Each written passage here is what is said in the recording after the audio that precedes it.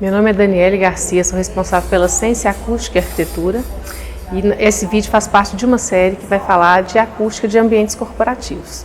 Quais são os ambientes dentro de um andar empresarial que merece, que precisa ter essa questão do tratamento acústico? Então a gente tem os open offices, né, que são esses espaços abertos, onde as pessoas trabalham em estações individuais.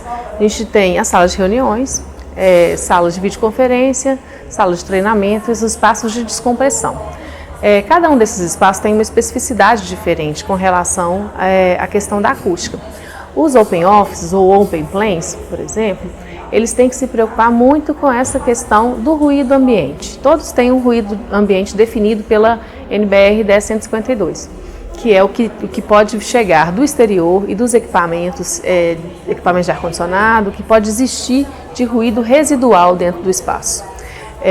Esses espaços de open office, onde várias pessoas estão trabalhando e conversando ao mesmo tempo, a gente tem que ter um controle dessa reflexão do som. Para quê? Para fazer com que esse excesso de conversa paralela não aumente o nível de ruído ambiente e faça com que as pessoas tendem a falar cada vez mais alto para poder se comunicar. Isso aí tem um nome, se chama efeito Lombardi. Isso aí é quando você tenta projetar mais o som da sua voz para fazer com que ele prevaleça. E aí isso é muito ruim, porque as pessoas se estressam, né? A gente cansa quando a gente tenta falar mais alto. Então, dentro de ambientes de open office, a gente tem que controlar a reverberação, a gente tem que tratar os ambientes com absorção, tem que se preocupar com o isolamento do exterior para o interior para fazer com que esse ruído ambiente seja adequado. Em salas de reuniões, qual que é o objetivo de uma sala de reunião? É uma conversa entre uma e várias pessoas, né? Entre duas ou mais pessoas. Essa conversa tem que ser dinâmica, esse ambiente é um ambiente de tomada de decisão, então a informação ela tem que ser clara, tem que ser legível, a gente chama isso de inteligibilidade, a pessoa tem que compreender o que a outra está falando. Então, numa sala de reuniões, a gente não pode ter um ruído ambiente elevado, um ruído que vem de fora, então a gente tem que ter um isolamento acústico alto, para fazer com que aquele silêncio aconteça, né? com que o ruído ambiente seja baixo. E a gente também tem que se preocupar muito com a questão da projeção da voz, da projeção e do controle dessa reflexão da voz. Então, quem está falando, se está num ambiente muito reverberante, muito reflexivo, o som da voz, a palavra que ele está dizendo, está indo e já está refletindo, então está provocando o que a gente chama de reverberação. Ela perde a inteligibilidade, você não compreende o que a pessoa está dizendo. Isso atrapalha nessa dinâmica da conversa. Então, a pessoa que é o interlocutor, ela vai ficar pensando que palavra foi essa que o outro disse, que frase foi essa que o outro que disse, isso atrapalha nessa dinâmica. Então a gente tem que se preocupar com o controle da reverberação, que são os materiais de absorção, além dessa questão do isolamento. Quanto maior for uma sala de reuniões, maior é essa preocupação, porque se a gente tem uma mesa longa de reuniões, a pessoa que está lá no final, as duas cabeceiras, que normalmente são pessoas que são os tomadores de decisão, eles têm que ser ouvidos um pelo outro. Então a gente tem que conseguir projetar essa voz de um lado para o outro. Quando essa sala de reuniões também é uma sala de videoconferência, a gente tem uma qualidade mais apurada ainda da questão do som que está sendo gerado ali dentro. Os equipamentos de videoconferência, eles captam, eles têm um sistema de captação de som muito bom, né? Cada vez melhor.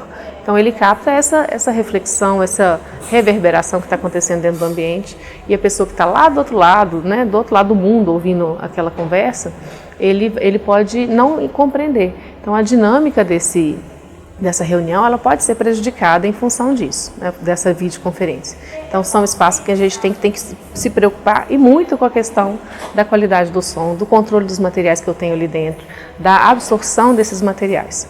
Um outro ambiente que a gente tem que se preocupar são as salas de treinamento. Salas de treinamento, a gente pensa nela e trata dela como salas de aula. As pessoas, tem uma lógica um pouco parecida com a da sala de reunião, alguém está falando e o outro está ouvindo, mas na verdade tem várias pessoas recebendo uma informação. Quanto mais distante a pessoa estiver da fonte, né, da pessoa que está fazendo esse treinamento, mais difícil vai ser dela ouvir. E aí o ambiente tem que ajudar nisso, ele tem que controlar essa reverberação, a questão do paralelismo, flutter echo. O que é o flutter echo? É a reflexão palpitante, né, que vai de um lado para o outro e que atrapalha muito essa inteligibilidade. Então, uma sala de reuniões ela tem que ter essa preocupação de de projetar o som para a última pessoa fazer com que ela escute de uma maneira igual ao que está na primeira. E o som que está vindo de fora, ele também não pode fazer com que o palestrante, né, o coach, a pessoa que está dando esse treinamento, tenha que elevar muito o som da voz dele para que aquela ação não aconteça de uma maneira artificial, cansativa, né?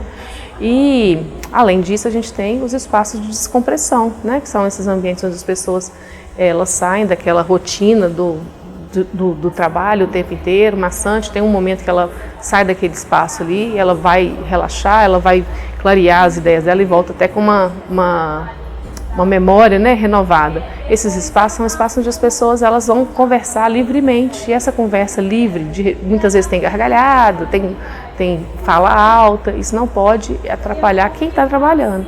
Então a gente tem que ter uma preocupação maior nos espaços de descompressão com relação ao isolamento acústico. Então a gente tem que isolar o ruído desse espaço para os outros, para que não perturbe o trabalho. Além disso, é bom que a gente tenha um pouco de absorção, porque se os outros ambientes todos têm esse controle da reverberação, o espaço de descompressão vai ficar desconfortável, porque as pessoas estão falando e ele está virando um ambiente muito barulhento. Como que a gente percebe o tanto que cada ambiente desse tem uma especificidade, e cada especificidade dessa pode ser tratada desde o projeto de arquitetura, pensando na localização desses espaços, né, um afastamento de espaços que são conflituosos com relação ao som, o pensamento da posição disso dentro do prédio, diante da fachada, diante das vias. Isso é uma decisão de projeto, uma decisão do arquiteto.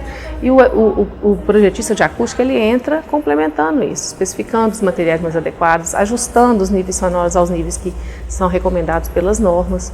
E isso tudo faz com que esse ambiente seja mais produtivo. Todo mundo ganha. Quem está trabalhando, os colaboradores, os donos das empresas. Isso deixa de ser um trabalho cansativo, desgastante, passa a ser um ambiente prazeroso.